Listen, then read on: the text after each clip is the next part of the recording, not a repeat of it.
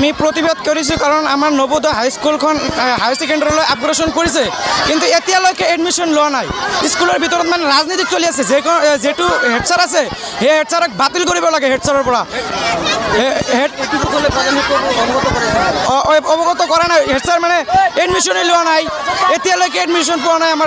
আমাৰ ইয়াতে higher secondary লাগে আৰু ইয়াতে এডমিশ্যন হ'ব লাগে। আমাৰ আমগুৰি যাব লাগে, বঙাইগাঁও যাব লাগে, কাজলগাঁও যাব লাগে, ইমান কষ্ট কৰি নাও পাৰ হৈ নদী পাৰ হৈ যাব লাগে, এতিয়ালৈকে হোৱা নাই। আমাৰ মানে এই মানুহবিলাক গৰীব মানুহ, এতিয়ালৈকে মানে এডমিশ্যনেই লোৱা নাই। ছাৰসকলক সোমাব দিয়া নাই। যেতিয়ালৈকে আমাৰ ইয়াতে এডমিশ্যন নল'ব, ছাৰসকলক সোমাব নিদিওঁ, ক্লাছ নহ'ব, এনেকৈ প্ৰতিবাদ চলি যাব। প্ৰধান শিক্ষকে ৰাজি নহয় যে ইয়াত এডমিশ্যন ল'ব।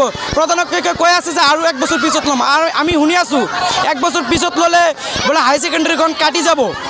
ইয়াৰ পৰা মানে আমাৰ ঔগুৰিত হাই ছেকেণ্ডেৰী হ'ব খুজিছিল কিন্তু ইয়াত লৈ আহিছে, কিন্তু লৈ অহাৰ পিছতে এতিয়ালৈকে কোনো এডমিশ্যন লোৱা নাই। এইবাৰ যদি এডমিশ্যন নলয় নেক্সট বাৰ হাই ছেকেণ্ডেৰী ঔগুৰি লৈ যাব, তেতিয়া আমি ক'ত এডমিশ্যন কৰিম?